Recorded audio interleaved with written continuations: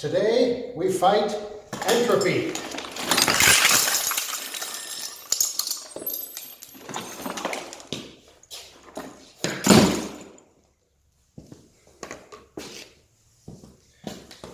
There's a lot of this stuff in my tool bag that's not supposed to be in there, and I guess that's what you get when you're doing service calls and installs all the time and not regrouping and organizing and stuff. So this has turned into a giant trash can, and I don't like it, but I don't dislike it enough to do something about it on a regular basis. But today's the day. So we're going to take this opportunity to show you what's in my tool bag that's supposed to be in there. And you're also going to see all the crap that goes in there that's not supposed to be in there. So this is my service tool bag that I take in homes on service calls. And it's a Vito Pro Pack. It's a high-end thing, but I think it's worth it. It has held up very, very well. On the side pockets, I've got a fine tip Sharpie for filling out the service stickers. Got my nice little pair of electrician scissors that I usually use for trimming hose socks.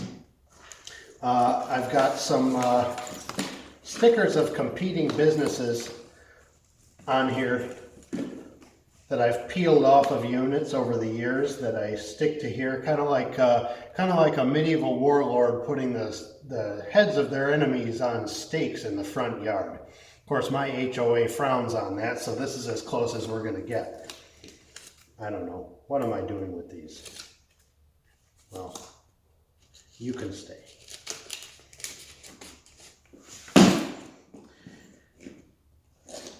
Allen key set, not often used. Actually should live in my install bucket because really the only thing I use this for is to tighten and loosen the set screws on the drill bits, hole saws and drill extensions and stuff. So probably install tools there. You want a good set of nut drivers. I like the Klein Tools set. This is 1/4 inch long. This is 5/16, but it's also quarter.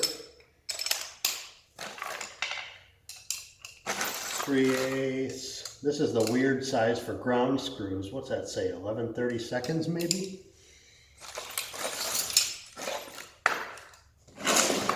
Thought I had a 1/2 inch in here somewhere.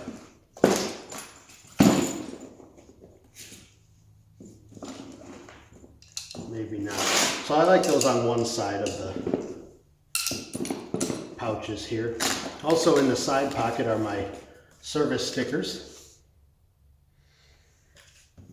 And usually, instead of install date, I write last serviced, or what I did on the service, like the part I replaced or something, 2 new motors, etc.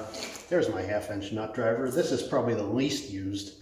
For 7/16, which is probably my most used, the nut driver up and left, or I lost it. It's probably inside of somebody's vacuum. Foreign object damage, they call it, FOD. I bought this 7/16 wrench with a little ratchet, and sometimes I'd rather have a nut driver still, but this is nice. I found when you do need to crank on or crank off to get one of those loose.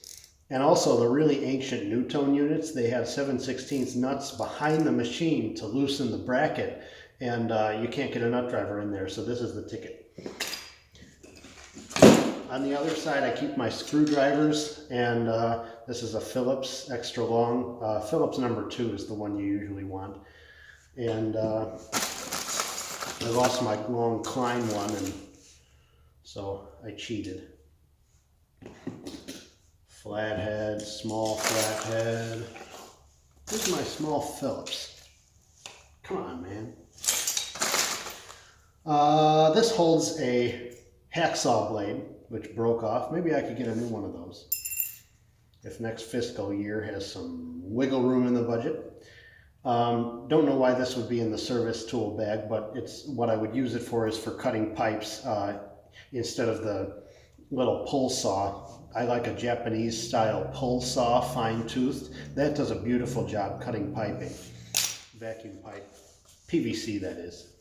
Plyo bond, good stuff. I put that shit on everything. So this is for things other than PVC connections that you wanted to glue, such as hose ends and metal fittings and motor gaskets and inlet gaskets and blah, blah, blah. Good stuff.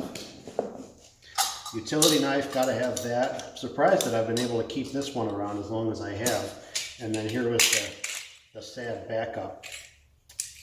Yeah, this is probably ready for the trash.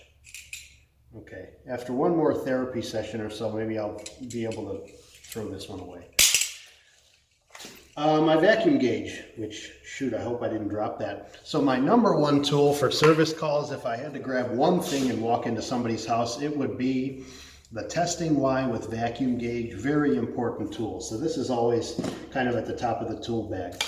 We've got our nice set of Klein crimpers and wire cutters.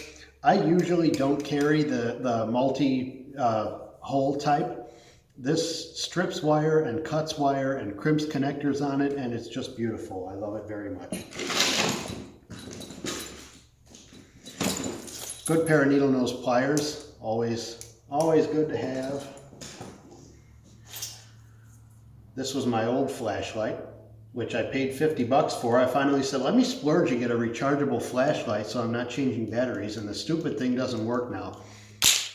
So again, if I wasn't so damn Scottish, I could get rid of it. This one, which I found stuck to the top of an air duct on a retrofit, this has been a fantastic little light. And it's got a big magnet here so you can stick it to things. It's been very nice. And it was $3.99, my favorite price. Little brass bristle brush. Yeah, this is ready for replacement. This I use for cleaning contacts on the inside of wall inlets and also the contacts in the hose handle and stuff. This cleans them up, and sometimes you can avoid replacing a wall inlet if it's not turning on and the contacts are just dirty. Just clean them up. This comes in very handy. And other times, if you're feeling salesman-y, you can talk the customer into spending the couple of shekels and getting a new one. Then you don't need to use the brass brush. Electrical tape, always good to have. I like to keep white and black rolls for all kinds of purposes. Probably more than anything, I use the electrical tape to go around the neck of wall inlets where the gasket inside the wall is compromised and we have a leak at the wall inlet. I'm probably using this for that more than anything. Just like duct tape isn't used on ducts, electrical tape is oftentimes used on things that are not electrical. Oh boy, look at all this stuff. Here's a shoe cover. We can retire that shoe cover. It's missing its mate anyway. Ooh, nice tool. This was something, I'd never seen this before. A customer gave me this. And the reason I'd never seen it before is because you have to go to Walmart and look in the fishing department to find it. It is a fish hook remover. It's also the darn handiest thing to get a pen out of a hose handle or to grab the ball of hair that's in an inlet after you've just suctioned out whatever your blockage is. This is just the best thing. It also will save your butt if you have a control wire, a low voltage wire that's dropped inside the wall. This you can reach in the space around the inlet mounting plate hole and grab that and pull it out. Very nice tool. Most of this stuff shouldn't be in here. This is my favorite kind of stud finder. This is the magnetic stud finder that sticks to the drywall screws and doesn't give you any false positives or false negatives. And it also sticks to the rivets in the tool bag and usually stays put. All right, aside from that, most of this stuff shouldn't be in here. We've got a utility inlet that can go back into stock. We've got a 45-degree elbow that should go in with the fittings. And all this is evidence that the tool bag kind of turns into a trash can. Not that I throw away screws, those are useful. Screws don't grow on trees, you know. But I'm changing out inlets and I'm just throwing the screws in there, and this is what you get. So this stuff will be cleaned out. This is an old airflow and Filtex type of wall inlet that turns on when you open it. I save these if they're not broken or painted over and ugly looking, but it doesn't need to be in the tool bag. Okay, silicone caulk. Actually, it should be non-silicone, but we would use this either to go over a pilot hole or to patch around a pipe, or at the bottom of a vac pan, the lip where it meets the floor. A neat, teeny little bead of this stops that lip from coming up and also stops you from sweeping stuff under it. But doesn't need to be in the service bag. The nuts that go onto circuit boards, a random motor brush, never know when you might need one motor brush, reset button,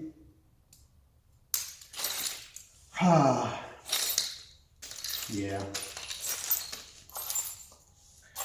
My zip ties that I like are the kind that have a 2-inch max bundle diameter, because even if you don't clip the tail off, if you're being lazy, the tail that you get is only that big. It's not objectionably large.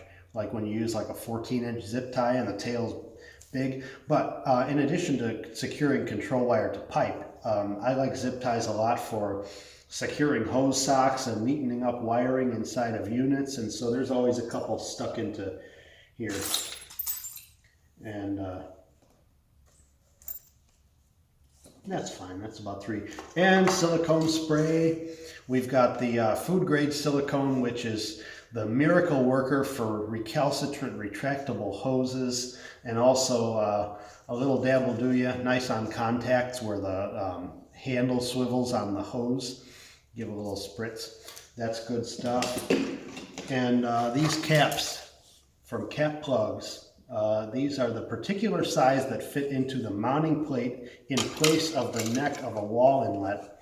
So like if you're adding inlets to somebody and they're finishing their basement and the system needs to remain working and you don't just want to keep the inlet open, but you also don't want to put the plate on yet, stick these in there before your plaster guards go on, and then they can continue using the system.